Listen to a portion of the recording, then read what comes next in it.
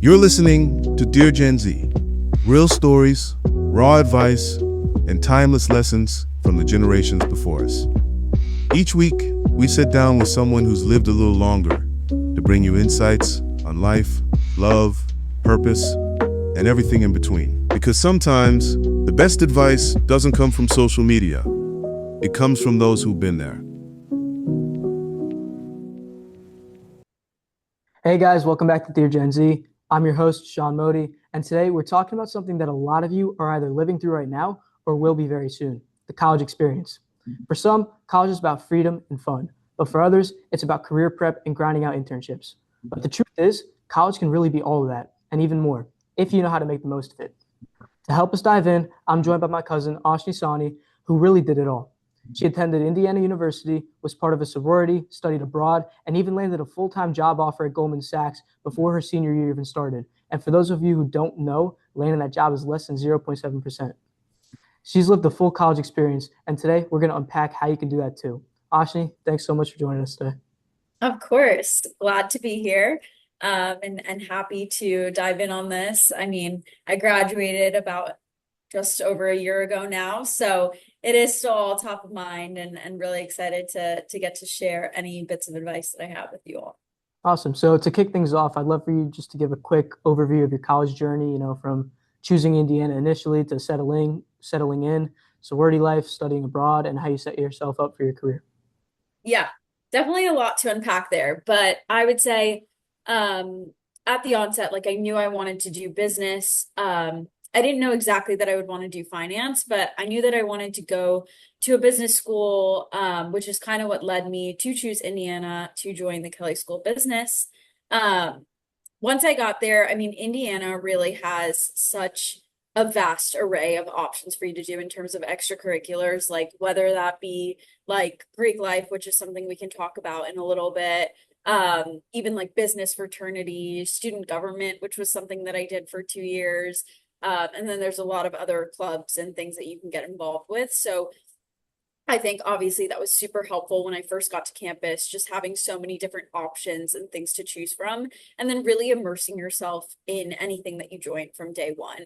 Like get involved, create an impact. I think you can do a lot more as a freshman than you would initially think. And that will just lead you to really continue to do well throughout college and develop greater positions in these like groups or clubs that you join, which is kind of how I thought about it. So I spread my wings really far and then kind of like saw what stuck, what groups I really wanted to stay a part of. And then from there developed and took on greater leadership roles.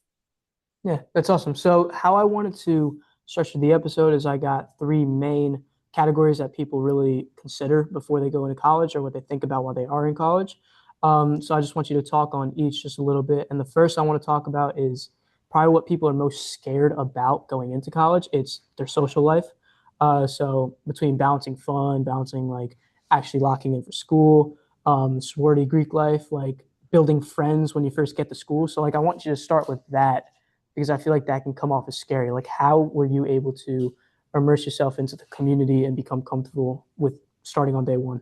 Yeah, it's not easy. Don't let anybody tell you that. If anyone said they got to college and made a million best friends on day one, they're likely lying. But what I think helped me the most and what I think is really important is to just be a super bubbly person. People are attracted to positive energy, and I think it is really helpful if you at day one, at your orientation or, different club like initial meetings and stuff, if you're really the one with a big smile on your face, like eager to talk to people, if you're driving conversations, I think that's the best way to meet people. And then really let yourself connect with people from all walks of life, right? Like don't silo yourself into one type of person that you're set that you want to be friends with, right? Like you will make friends with a million different types of people who all have very, very different personalities. So I think the best thing to do is to not just like shut yourself out and to really just be an open book and open up to everybody. The next thing that I think really helped social wise and like figuring out my schedule was I kind of decided, okay, weekends are going to be my time to really be a social butterfly, get out, go to parties, meet people. But then during the week, I am going to be mostly focused on school, extracurriculars, working out, things that, better yourself in other ways as opposed to like the social aspect of stuff. Right. Yeah. But I do think that it's important to like really dissect your time on the weekends with different people so that you can optimize the time that you do spend on socializing. And get to hang out with everyone that's important to you.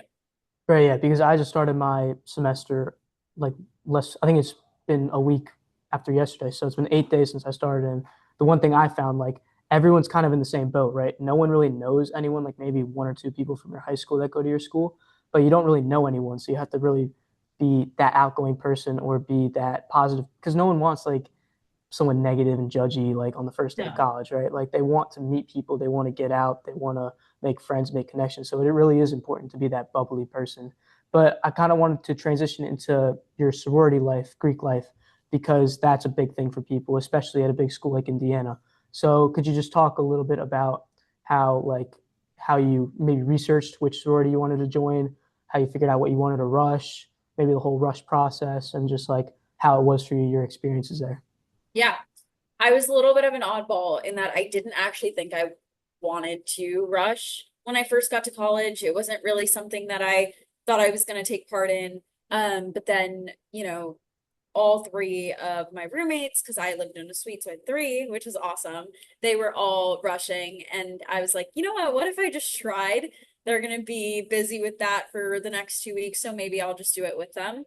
And initially when I first started, which is like the philanthropy round, I met a bunch of different houses and I was like, okay, I like 90% of the houses that I went to, so maybe this is something I should stick with. And then I decided that I was going to. And so I kind of gave my all during Rush. And I would say Rush is a really, really good time for you to feel out the houses. Um, that was kind of all the work that I did to figure out what sorority I wanted.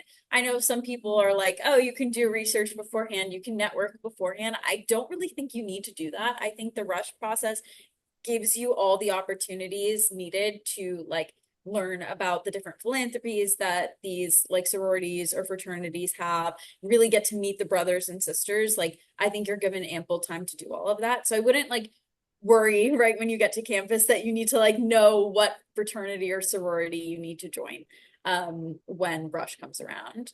I think for me, initially, when you first join your sorority or fraternity, figuring out how to balance your time is really difficult because whether it's, for the better or for worse, a big part of Greek life is partying. Right. And so I think it is hard to figure out and to prioritize the other things that are important because obviously you're excited. You just got into this big organization. You're meeting hundreds of different people throughout all of Greek life. And it's really exciting. But you do have to also remember that you can't just put everything else on the back burner.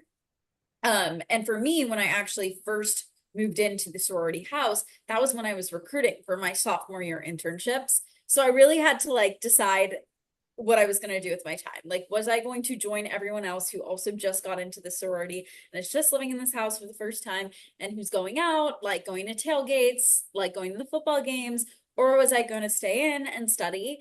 And while I can't say it was an easy decision to do the latter and stay in and study, it definitely paid off. So I think that is just my biggest message overall to you guys is like, don't let the things that are meant to be distracting distract you from what your like main goal is. For me, that was like, I wanted to get my sophomore internship. So I stayed in like, I think only 2 or 3 weekends, honestly. It wasn't like that big of a sacrifice. And it paid dividends for me, right? Like while everyone else was freaking out senior year trying to get a job, I already had one like 2 years ago. So I think sometimes it is worth giving that, I guess, sacrifice up front, because you'll just end up being in a way better position than your peers, and you still will have plenty of time to party. Like I think I literally gave up 2 or 3 weekends, and then the rest of my sophomore and junior year, I definitely had my fair share of going out. So I wouldn't think of it as like a way like you're gonna miss out on anything. Right. And you mentioned like obviously the parties, the meeting like hundreds of people. Are there any other like big pros that you want to hit on about Greek life that you would maybe like make you recommend Greek life to someone else? Yeah, definitely. I think philanthropy is a really big one. So I was in Chi Omega and our philanthropy is Make a Wish. So like 2 or 3 times a year, we would have philanthropy events to raise the money to then go grant wishes to children in need. And it was really, really sweet to like see our like efforts come to fruition and get to see the kids like get their gifts. For example, one of the girls that we helped out, we got her tickets to go to Disney World with her family and stay at a hotel for a full week. And it was just like really, really great to see her smiling and giggling and happy, even though she was going through so much. And so I think that is a really big thing. And it's also important when you're going through the rush process to see which philanthropy you kind of align with, right? Because that is a really big part of Greek life. And then I would say another thing is just getting to live in the house. Like you're literally getting to live with some of your best friends. And I don't know how you could possibly find a house where you could live with like hundreds of people outside of the sororities and fraternities. So it's a really, really great way to like be able to be with a ton of friends at once. Like I have such great memories that aren't partying, like being in the house. We all had a Just Dance night. That was like really fun. And it got really intense and really competitive, but it was like super fun because everyone was really into it. We would have like bake-offs in the sorority kitchen, like just such great memories living with people that like I probably wouldn't have been able to live with if I wasn't in a huge house. And you get to also get really close to a lot of people that way too. So I think those are two of the really big ones. It's awesome. And I also just wanted to hit on the opposite side. So I wanted to hit on the cons too. You mentioned like the pressures, obviously, of, like there's this party, there's this tailgate, but then you would have to stay back and sacrifice for, building your career for your future. So were there any other cons that you want to hit on that that it might be helpful for people to know before maybe rushing? I would say outside of the time management, a big one is just like when you are put in a position where you're living with hundreds of girls, you kind of, or at least I felt this kind of pressure to be friends with everyone. And that can be really hard. You're not going to mesh with 100 people. Like it just won't happen. Right. There are going to be some people who aren't your cup of tea, but you have to live with them and like be in their presence. And so I think that is maybe a con, but like, honestly, it's definitely manageable and you still have so many like great people that you love in the house. So like it kind of helps in that way. Right. So I wanted to also hit on, I mentioned the career life, right? Because you were saying as you in your sorority, like you had to sacrifice and make sure you're focusing on your career. And that's a big part of college, right? Because at least with my time, I've only been here 8 days. So obviously it's not as much as but like there will be kids going out on a Thursday night or like a Tuesday night or a Friday night, and you have homework or something. Like you have work that you want to get done outside. You have career building things that you want to get done. So, how are you able to really balance the social life with the academic life outside of the like maybe the jobs, like with your classes? If you had a Yeah. big midterm or a big final that you had to study for, like how are you able to be like, no, guys, I can't go out, like balance that? Yeah, it's hard, and your friends will try to convince you to go anyway. But I think it's really important to stick true to yourself and the priorities that you've set for yourself. And it's not easy, and there's no formula for it. But for example, for me, like I would really try to plan my week ahead so that I could go to those parties or could Right. still find the time to hang out with people. But I think it's really easy to fall behind if you don't set a plan for yourself. And when I say I set a plan, I went a little bit overboard, but sometimes I would plan out my days by the hour. Um, just so I know like when I'm getting X assignment done, when I'm going to the gym, when I'm going to do interview prep, and like making sure that by come Friday, I have finished all of that so I can really enjoy my weekend. And then I think Right. it doesn't really become this like push and pull of like I can't do this because I didn't do all my homework, right? And I think it's really, really important to just like stick to the schedule. It is so easy for you to like be like, no, my friends are going to the dining hall. Like, let me go play basketball with the boys, right? Like, and fall off your schedule. But then it's just going to make it way harder for you to balance your social life and your like academic life and stuff. So I would Right. say Yeah. make a schedule, stay true to it. And then also like don't be afraid to say no to things. Like I know in the moment it feels like you're gonna have FOMO, right? Like you're gonna feel sad that you're not there. But trust me, like the message that I tried to say, I'm just going to echo again. You'll feel great when come senior year, like you've accomplished everything that you wanted to accomplish in college and you can really just enjoy your last year of school. So I know it's hard to see the bigger picture at the onset on day one, but from someone who just graduated, take it from me, it will feel great when you are like ahead of everything and you can really just enjoy your last moments on campus. Right. And I feel like a big part of that is also like scheduling your classes, like picking the right schedule for you so you can not only manage your time, but also maintain a solid GPA and build the skills that you need for your career. So I Yeah. wanted to touch on that. How were you able to select your course load to ensure that you were able to keep your GPA high, manage your time correctly, like stay interested so you weren't getting burnt out, and also develop your skills for the role that you needed or that Yeah. you wanted to achieve after college?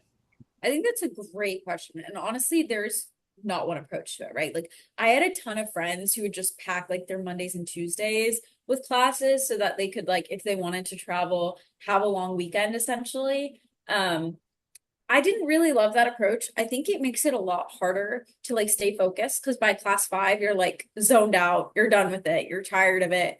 And also, it's just harder to get time in each day to do homework, to go to the gym, to do things, right? So what I really liked was doing like 3 classes on one day, 2 to 3 on the other. And then I would have that Monday, Tuesday, Wednesday, Thursday at Kelly, we don't normally have Friday classes, so that was really nice. And I often used my Friday to like do interview prep and stuff like that. That was outside of like class schedule stuff. I would say I really like that schedule approach because it gives you time to do the other things that are important to you, but you also are not exhausted and you can give your all in your class period, which also helps in like getting your homework done and also like studying for exams because when you're focusing more in class, you're just going to have to study less. So I think it helps in that way too. So that's my advice for like scheduling classes. And I would be thoughtful about it because it does have a really big impact on like what your semester will look like. 100%. And you mentioned the out of class things that you were doing for like interview prep and whatever. So I wanted you just to touch on like, because obviously Goldman Sachs investment banking is not an easy job to get, especially from a non-target school. So how, like, what did you do outside of class and outside of your academics to really prepare for those internships, recruiters, interviews, et cetera? Like, how are you able to land that job?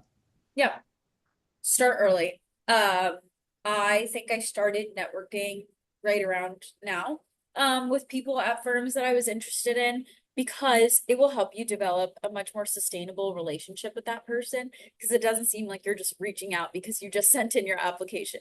You know, I Right. think Yeah. it creates a much more meaningful relationship and you're also able to meet with them more times before you apply and get the most out of the relationship, right? Like you can ask them a million questions because you'll probably chat with them 2 or 3 times as opposed to one.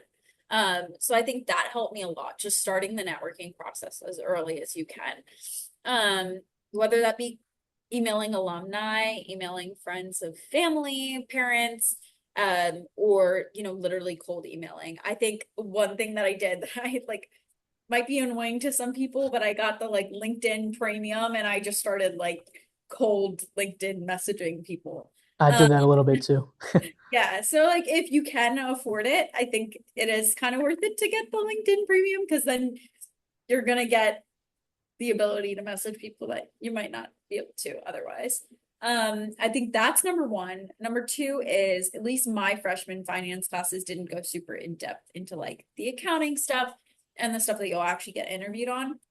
So I like talked to a bunch of peers who were doing investment banking who were like more senior to me. And I was like, what guides did you use? What books did you read? And I just started going through them. Did I fully understand them yet? No, that's okay. But getting the exposure to them early on just helps you pick up on like what's going to take more time for you, what are you going to need to focus on more, and also like understanding what the total time you're going to need to spend on this will look like. Because for some people, they get it right away. I wasn't like that. I was like, okay, I'm going to have to look at this guide probably 2 or 3 times as opposed to one. That's okay. But it's good to go through it early so you can recognize that. I think that's number two. And number three is surrounding yourself with like-minded people, right? At Indiana, there's an investment banking workshop, but you can't get in until your sophomore year. But you can still get to know people who are in the workshop, who've maybe gone through the recruiting process, who have advice, or who maybe just finished their internship and can tell you what you should prep for, and get ahead for. And I think having those relationships too are really important. And I guarantee there are people on all of your campuses, at least one person who has applied for an investment banking job and maybe has even done an internship and can really be a helpful mentor for you. So I would try to seek those people out. 100%. And that takes us back to that, like being bubbly and being social part, right? Because you won't know if people are actually doing that unless you're getting out there and being, social, bubbly, and getting to know people. So I wanted to hit on the last big topic, which is the unique experiences. Some people might be doing college athletics. Some people might be joining clubs, leadership roles. Some people might be working. And one that you did that I'm actually interested in personally, and a lot of other people are thinking about, is study abroad. So I just want to hear your experience a little bit with that, and was it worth it? Yeah, 100% worth it. If you're someone who doesn't get super homesick and is okay with being out of the country, I think studying abroad is 100% something that you should consider. It is a really, really great way for you to experience what life is like outside of the US, something which I'm sure a lot of you have probably not experienced. It's really hard to find a time where you can live in another country for 4 or 5 months, right? I don't know when I'll ever be able to do that again unless I find a job in Barcelona where I studied abroad. So it's a really great time. And also it's a time where like you're not working. So you also have more free time to really explore the culture, explore like different countries around the country that you're studying abroad in. For example, I think I traveled like every weekend. So it's a really great time for you to also just see the world. What else? What else about study abroad?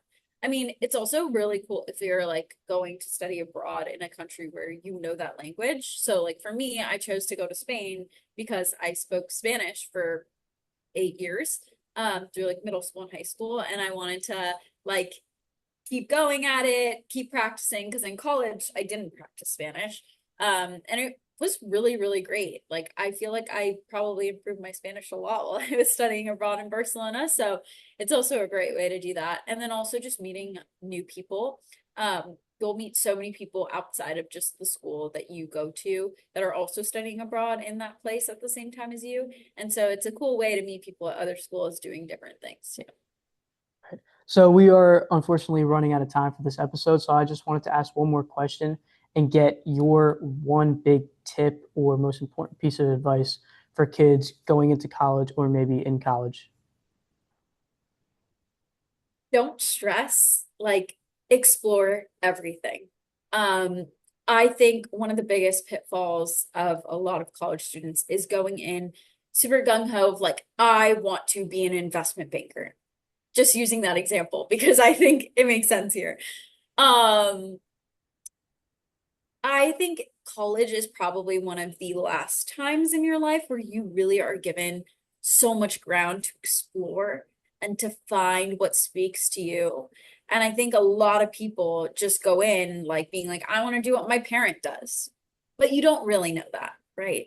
And so take college as your opportunity to take a random class on something that you're kind of interested in. Like, I wish I took an engineering class because I think that's something now as an adult that I'm like, maybe I would have wanted to be an engineer, but I will have no idea because I didn't take an engineering class.